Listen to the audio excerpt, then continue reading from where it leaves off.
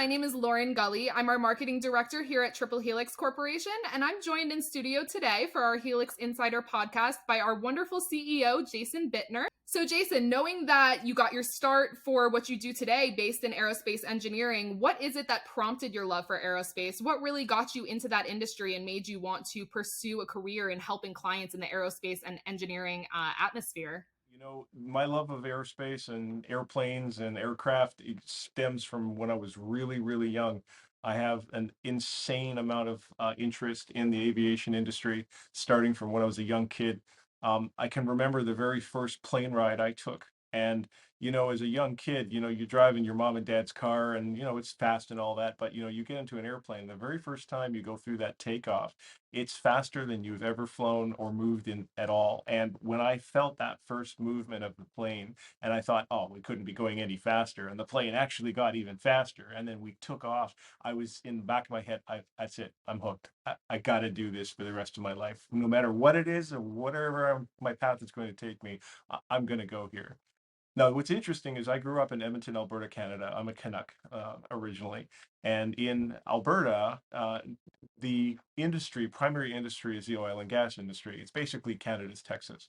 And while no disrespect to that industry, I mean, it's great. And, we built our lives around growing and learning around the oil and gas industry. I went to school in Alberta, in the University of Alberta for mechanical engineering. There really is no aerospace programs or actually an aerospace industry to speak of in Alberta. So I ended up taking a master's program in aeronautical engineer at the University of Toronto. And it was pretty unique. In fact, in Toronto, that program is only a graduate program anyway. So for me to actually learn aerospace engineering, it was kind of perfect in terms of timing. I had my undergrad and I was ready to move on to the next thing. So when I moved to Toronto and I did the aerospace program, we learned a lot. It was actually something called the Institute for Aerospace Studies, or called UTIAS. And so the entire institute is devoted to aeronautical engineering and space sciences and everything. It's basically a nerd's paradise as far as learning that industry.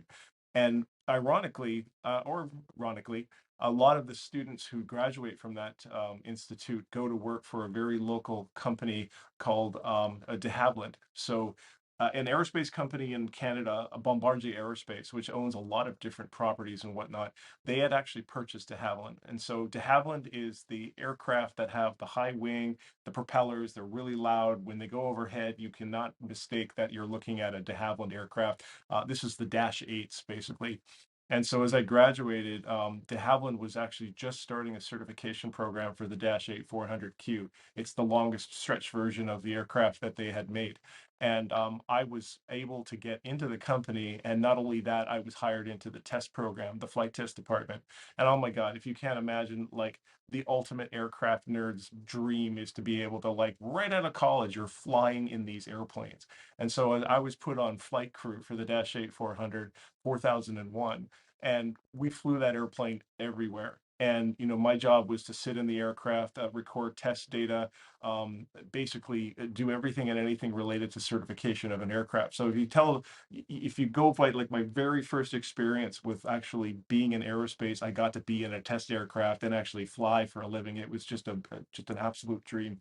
And the other thing I thought was very interesting was, I'm this young, wet whippersnapper kid out of college, and there are people who have worked in the de Havilland in that test industry forever.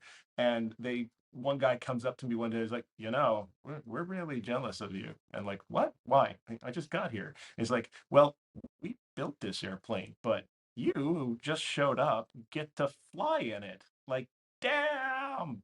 So always thought that was very interesting. But I was very fortunate. I learned a lot from those people, and I definitely stoked my love for working in the aircraft industry. Now, when I worked on the test program, test aircraft are very interesting because the whole point is to shake out a new airplane. And in the test program, everything breaks. I mean, literally everything breaks. And when you come back from a flight, you have a list of all the problems that happen. You get into a debrief and you sit in this room, and all of the vendors are eagerly like sitting there wanting to hear what happened. Your AHRS broke, the landing gear didn't work right, something happened.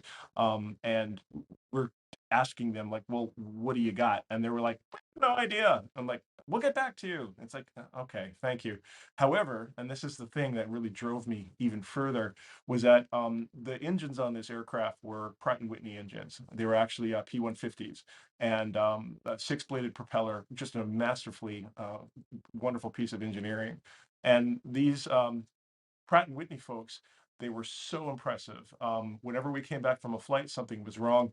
By the time we got to the debrief, they had already diagnosed what was wrong. They already were able to tell us what was wrong with it, and they were already fixing it in the hangar while we were having the debrief. It was just amazing. So I said to myself, I got to go work for these guys. And I did. So in 1999, I actually moved into East Hartford, Connecticut, where we are currently, and formed a relationship with Pratt and Whitney. And I love this company. I mean, the great people, great product. But here's the thing: I'm an entrepreneur at heart, and I realized that my path wasn't going to keep me inside of a large company like Pratt and Whitney. I got this urge to go run my own company, and in 2006, I left the company and I came into running Triple Helix. And so what I realized that I could actually serve my aerospace industry by actually doing more. And the thing is, when I did all the work that I did, when I worked in all of these various jobs, I noticed back then that there wasn't a lot of overlap with information and IT and technology with engineering. And what I did was I took it upon myself to learn what these companies were missing. Now, at Pratt& and Whitney, I mean, they don't give them a lot in terms of data technology tools. I think that's changed now. But back in the day, they were basically given Microsoft Office. So they had Excel spreadsheets, they had Access databases and whatnot. And it was really difficult for them to do what the work they needed to do. And in the external supply chain, they had even less. But a lot of these companies that service Pratt& and Whitney and the local area, they use these software tools called enterprise resource planning software programs. And if you're in manufacturing and if you're supporting a company like Pratt in the aerospace industry at large, you're definitely using one of these systems. So ERP systems became sort of the mainstay of the work that we do, and helping them and supporting them and growing them, making them more efficient with their data, and these ERP systems became the major focus for what Triple Helix is doing today. Absolutely. So having been so heavily involved in the aerospace industry and being in that in the day to day and really getting to know what those clients' pain points are at a very up close and personal level really puts you in a great position to be able to service them in your business currently. Really having the chance to have gotten to know what the pain points are in that industry and be able to service them and provide them with solutions that will make their business operations easier. I know you already touched a little bit on your experience and some of the different experiences you've had in aerospace previously. Can you talk a little bit more specifically about your first job in the aerospace industry? Do you remember exactly what it was and what it was like? That was the test job that I mentioned with Bombardier. That was my very first job in the aerospace industry, being able to get in the airplane and fly it and learn about the various things that the industry needed. One thing I actually noted too, what was interesting, is that all the various systems in the aircraft, they're very unique, lots of different vendors and suppliers that service them. And so because you're in the test program, you actually literally got to see every single one of these.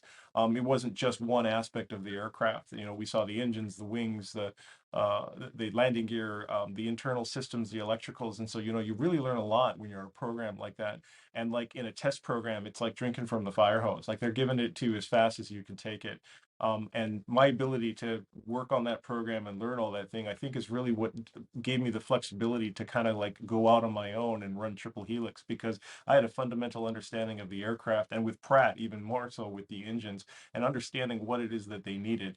My own background, I'm a mechanical aeronautical engineer. I had a lot of experience in manufacturing, but I got it to see it from the product line.